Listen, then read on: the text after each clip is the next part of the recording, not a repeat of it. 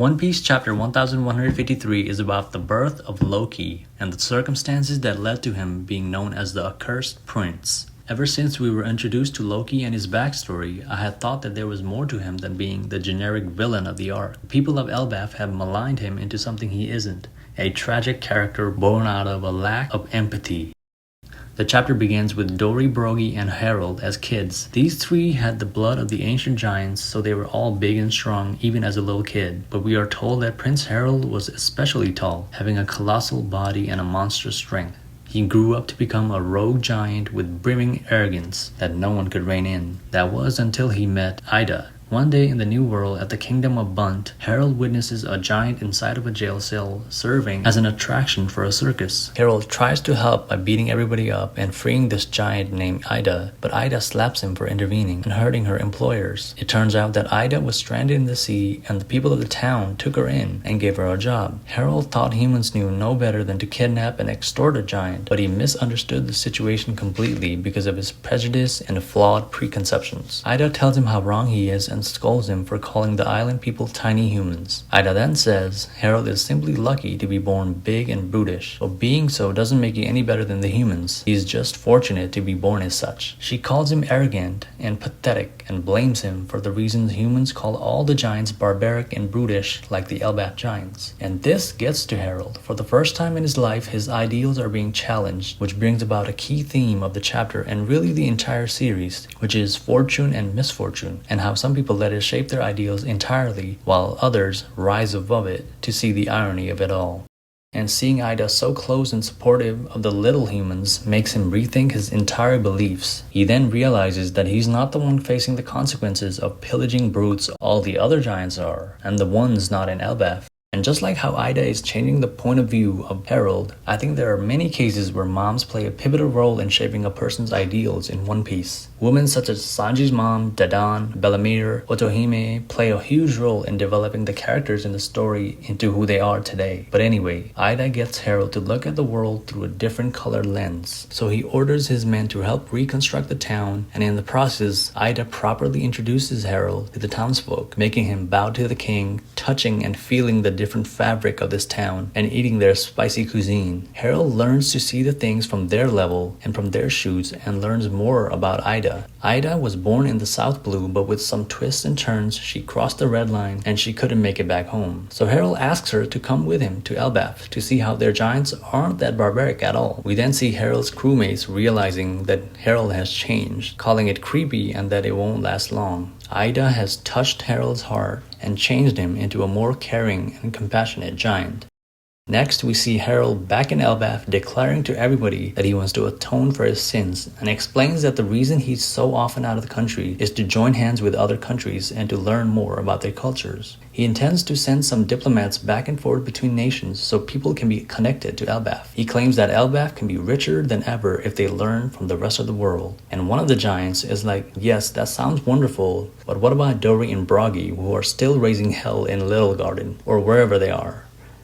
Harold assures them that Dory and Brogy, while being warriors and brutish like him, follow a code of honor and are generally friendly with the humans, but he does promise to bring them back if they ever cause too much problems for the humans. The elder giants are sitting there bewildered by Harold's change in diplomacy. Seeing this, Ida notes how Elbaf and Harold are blessed with good luck. Some time passes, and 81 years ago from the present, Hazrudin is born, which Harold takes as the opportunity to marry Ida. However, the high-ranking shadowy Elbaf giants forbid him from marrying her, as the royal line must remain of pure blood. Harold explains to Ida that this is just the nature of things and you can't really get mad at their culture. Ida doesn't complain as she knows as long as her son gets to live in the same country with his dad, he will be happy, which is very selfless of her.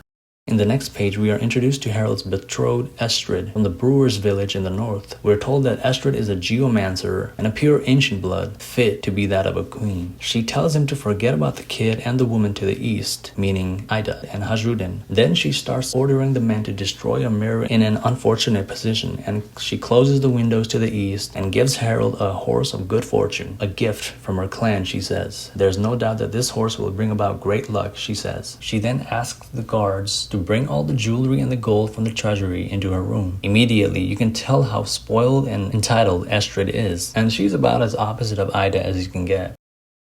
11 years pass, and Harold continues his diplomacy efforts, talking about how he went to Fishman Island and partook in a grand party celebrating the birth of a young Neptune, who we know as King Neptune. It's fascinating seeing Harold go on his own journey across the Grand Line and visit locations that we've become so accustomed to now.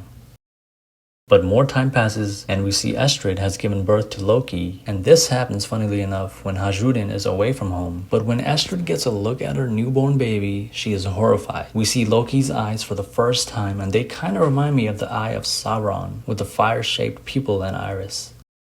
But Estrid jumps out of a chair in horror, and she orders her men to spread the news that it was a stillborn. She wants nothing to do with this kid. She thinks of Loki as a monster born a curse. Baby Loki, with his little horns and fiery eyes, begged for someone to hold his little hands, but no one came to embrace him. Instead, Estrid throws out her baby and he falls down the Adam tree. And the narrator summarizes this beautifully in one sentence: the most unfortunate of all living beings is the one whose very existence is denied by their mother in the moment of its birth. It's incredibly unfortunate that Loki had to be born from Estrid's womb, and Ida's litany about fortune is tied all the way back with everything that happens following Loki's birth. Estrid is so disgusted by Loki that she leaves to go back home, and she says she never wants to bear another child again. And a guardsman comes up to the room yelling, "The underworld." And that's when we see baby Loki climbing up the Adam tree with blood on his head and a frost-bitten body. Beneath him, we see a figure of an animal that looks like a bear, which means that baby Loki, after being born minutes ago, survived falling down the Adam tree and tussled a bear, after which he climbed the Adam tree. And honest to God, I think no kid in One Piece has accomplished better feats as a baby. I really can't think of another character with this much gas as a baby. It's insane. I don't know what other characters come to mind that have great feats like Loki. Maybe Katakuri and Odin. That's about it. Next, we are told that Estrid fell ill, and we see her tell her men to get rid of the baby. She explains that there is a prophecy that tells the death of King Harold at the hands of his own son. In the next panel, we see Harold distraught, banging his head against the blockades of the world government. It looks like the world government blocked whatever diplomacy Harold had planned with the other countries. Maybe the world government demanded Harold and Elbaf to join them if he wanted to negotiate with the others, but Harold was probably advised not to do that. There's a lot to be gained by joining the world government, but they're also not the most righteous group in the world. And we see how Harold has changed. So Harold is stressed, having to make this tough decision, and this keeps him away from his newborn child, who just happened to be thrown out of their home by Loki's mother. We see Ida with Hajrudin, and she tells him to look out for Loki and reminds him that he is his little brother. But Hajrudin is like, since he's not your son, mother, he's not my brother.